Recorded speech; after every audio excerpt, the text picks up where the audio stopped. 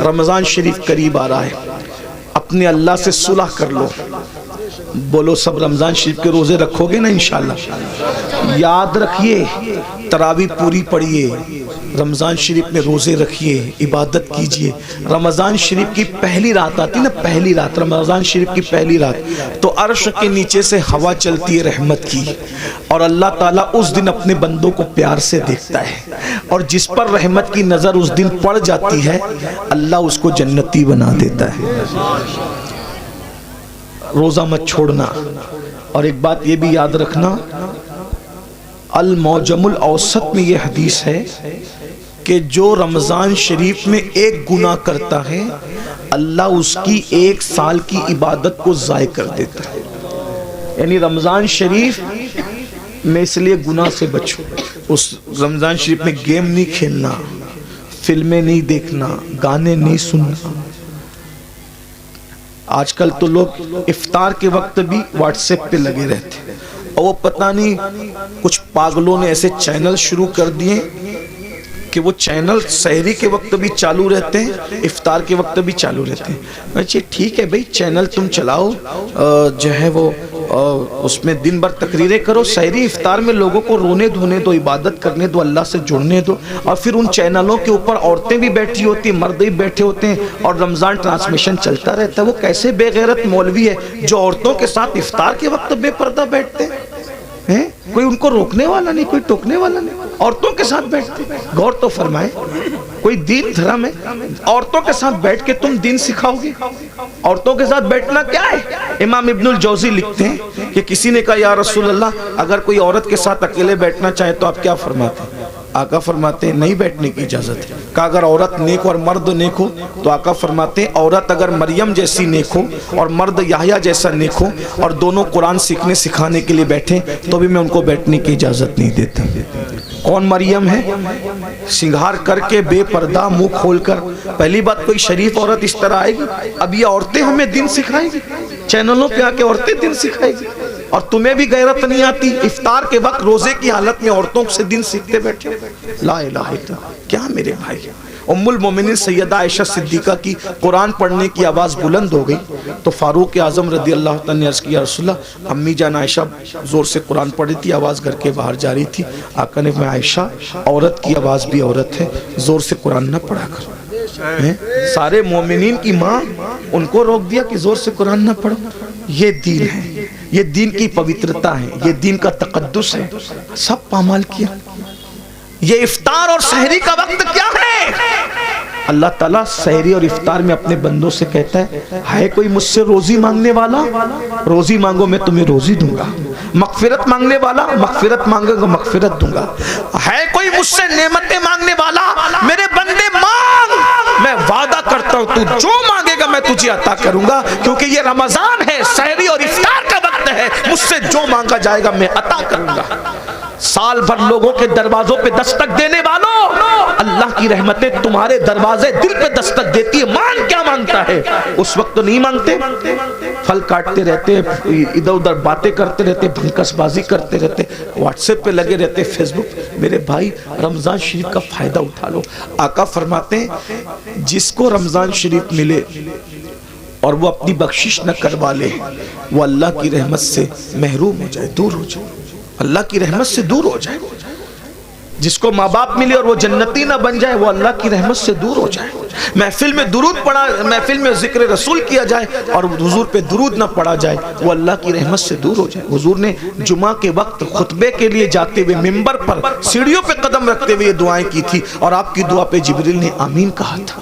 اس لیے رمضان شریف میں کوشش کرو روزے رکھنے کی. جو ایک روزہ چھوڑ دے رمضان شریف کا، صرف ایک روزہ پوری زندگی روزہ رکھتا رہے، ایک رمضان شریف کے روزے کی فضیلت کو نہیں پا سکتا.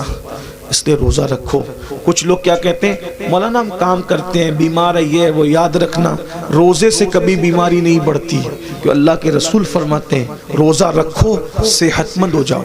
آج کی جو جدید تحقیق تو آتی رہے گی، لیکن جدید تحقیق کیا کہہ رہی ہے پتہ ہے؟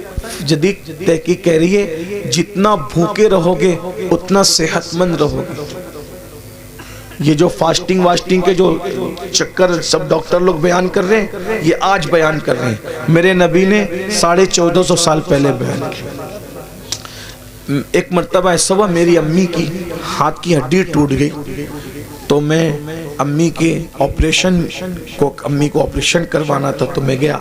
تو مالیگاؤں میں ایک ڈاکٹر ہے، جین ڈاکٹر، وہاں آپریشن تھا امی کا۔ تو میں گیا تو لوگوں نے بتایا کہ یہ جو وہ فنا ہے، تو اس نے اپنے کیبن میں بلایا، تو کیبن میں بلا کر کے بٹھایا، تو اس نے کہا اپنے جو اس کا دواخانے میں جو بندہ تھا اس کو بلا کہا کہ پانی لاؤ، چائے لاؤ سر کے لیے۔ تو میں نے کہا کہ ہم پانی نہیں پئیں گے، چائے بھی نہیں پئیں گے۔ تو کہا کیوں؟ تو مجھے ایسا لگا کہ یہ جین ہے، اگر میں اس کو نہیں بتاؤں گا تو یہ کہیں بدگمان نہ ہو جائے، اسلام سے بدزن نہ ہو جائے کہ یار دیکھو یہ مسلمان لوگ ہماری چائے بھی نہیں پیتے۔ تو میں نے کہا میں چائے اس لیے نہیں پیوں گا، میں روزے سے ہوں۔ تو اس نے کہا کیا رمضان آ گیا آپ لوگوں کا؟ میں نے کہا نہیں، رمضان نہیں آیا ہے، ہمارے نبی صلی اللہ علیہ وآلہ وسلم کی سنت ہے کہ ہمارے نبی ہر مہینے کی 13، 14 اور 15 تاریخ کو روزہ رکھتے ہیں، تو ہم لوگ بھی روزہ رکھتے ہیں، ہر مہینہ ہم لوگ روزہ رکھتے ہیں رمضان شریف کے علاوہ، یہ ہمارے نبی کی سنت ہے۔ اور اس کی بڑی فضیلت ہے، ہمارے نبی صلی اللہ علیہ وآلہ وسلم نے فرمایا کہ یہ جو روزے رکھتا ہے 3 روزے، تو اس کو پورا مہینہ روزہ رکھنے کا ثواب ملتا ہے۔ یعنی اگر جو مہینے میں 3 روزے رکھ لے، 13، 14، 15، اس کو ایام 20 کہتے ہیں، تو اگر 3 روزے رکھ لے تو پورا مہینہ وہ روزے دار شمار ہوگا۔ تو اس طرح ہم لوگ جو وہ 3 روزے رکھ کر پورا مہینہ ثواب کمانے کی لالچ میں روزہ رکھ لیتے ہیں۔ اس نے کہا سر میں آپ کو ایک بات بتاؤں، یہ آپ مجھے ابھی بتا رہے ہیں، لیکن ہمارے علم اور نالج کے مطابق اگر مہینے میں کوئی 3 دن اس طریقے سے 12 گھنٹہ بھوکا رہ جائے نا، تو اس کو زندگی میں کبھی کوئی بیماری نہیں ہو سکتی، کیونکہ اس کا پیٹ جو ہے اس کو راحت ملے گی۔ وہ بہت لمبی چوڑی اس نے سمجھانے کی کوشش کی، پھر اس کا سینہ بلغم سے پاک ہو، وہ بہت اس نے مجھے دیر تک سمجھایا۔ میں نے کہا یہ سب تو اپنی جگہ ہے، ہم اس لیے نہیں رکھتے، ہم صرف اس لیے رکھتے ہیں ہم نفع و نقصان کے سوداگر نہیں ہیں، محبوب نے کہہ دیا بس ہم نے کرنا ہے، ہمارا مزاج ہے، ہم مسلک عشق والے ہیں، ہم سوداگر ثواب کے بھی نہیں ہیں اور ہم سوداگر نفع و نقصان کے بھی نہیں ہیں، یاد رکھیے۔ تو بہرحال اس وقت اس نے مجھے بتایا، تو میں نے کئی لوگوں کو بتایا کہ دیکھو غیر مسلم لوگ بھی روزے کے قائل ہو رہے ہیں، بلکہ اب تو بہت سارے غیر مسلم بھائی بھی رمضان شریف کے بہانے وہ روزہ رکھنے کی کوشش کرتے ہیں تاکہ فاسٹنگ کا فائدہ ان کو بھی مل جائے۔ لیکن ایک بات آپ کو بتاؤں، ہم سائنسی فائدہ حاصل کرنے کے لیے روزہ نہیں رکھتے، ہم تو یار کی رضا کے لیے رکھتے ہیں۔ اور میرا اللہ فرماتا ہے، آئے ہائے کیا بات کہی میرے اللہ نے، اللہ فرماتا ہے روزہ میرے لیے ہے اور میں ہی اس کی جزا ہوں، یعنی ہر نیکی کا ثواب ہوگا اور روزے کی اجر کیا ہے؟ ذات الہی کا دیدار ہوگا۔ اسی لیے آقا فرماتے ہیں روزے دار کو 2 خوشی ہے، 2 خوشی کیا؟ ایک افطار کے وقت اور لقائے رحمان کے وقت، یعنی اللہ کا دیدار نصیب ہوگا روزہ داروں کو۔ اللہ جنت میں روزہ داروں سے بے حساب ملے گا، بے حساب ان کو اپنا دیدار، اور بے حجاب اللہ ان کو اپنا دیدار عطا فرمائے گا، بے حجاب، بے پردہ۔ سوچو تو صحیح، جب اس کا نبی اتنا خوبصورت ہے تو اتنے خوبصورت نبی کو بنانے والا خدا کے حسن و جمال کا عالم کیا ہوگا؟ جب اس کا یوسف اتنا خوبصورت ہے تو یوسف کو بنانے والے خدا کے حسن و جمال کا عالم کیا ہوگا؟ کیا مزہ آئے گا جب اپنے اللہ کا جنت میں دیدار کریں گے۔ لیکن کون کرے گا؟ جو جنت میں جائے گا، جو جنت میں جائے گا ہی نہیں، اس کا کیا حال ہوگا؟ اس لیے توبہ کیجئے، توبہ کے دروازے کھلے ہوئے، استغفار کیجئے، اللہ کو منائیے، اللہ کو راضی کیجئے، اللہ سے صلح کیجئے۔ دیکھو اگر آخرت کی تیاری کرو گے تو بھی دنیا سے جانا ہے، نہیں کرو گے تو بھی دنیا سے جانا ہے۔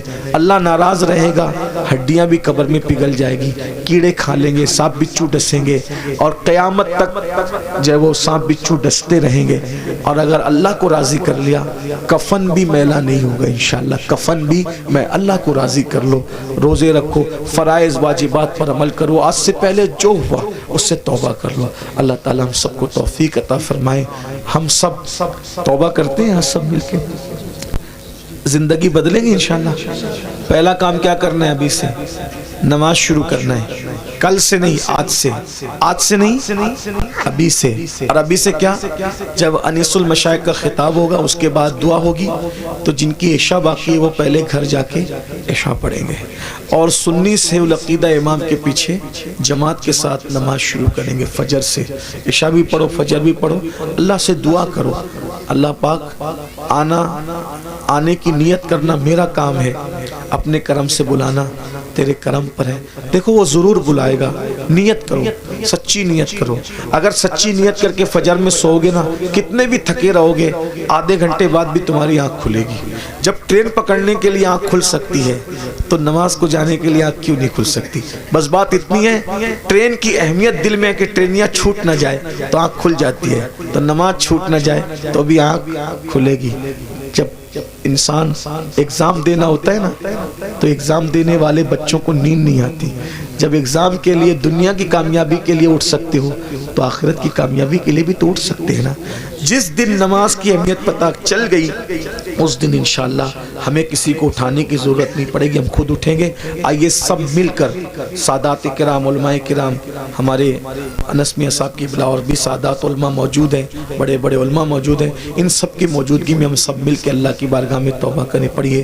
استغفر اللہ، دل سے پڑھیں، اس کی طرح بنی اسرائیل کے جو شخص نے ندامت کے ساتھ توبہ کی اس کی طرح پڑھیے۔ استغفر اللہ، استغفر اللہ ربی من کل ذنب واتوب الیہ، لا الہ الا اللہ محمد الرسول اللہ۔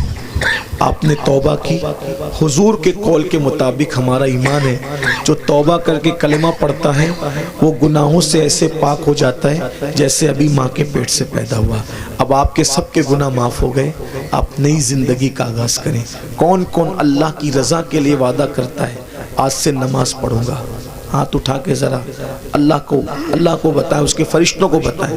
سبحان اللہ، اٹھائیں تھوڑی دیر اٹھا کے رکھیں، یہ بزرگوں کو، علماء کو، اللہ والوں کو گواہ بنائیں۔ ماشاءاللہ پڑھیں گے نا انشاءاللہ۔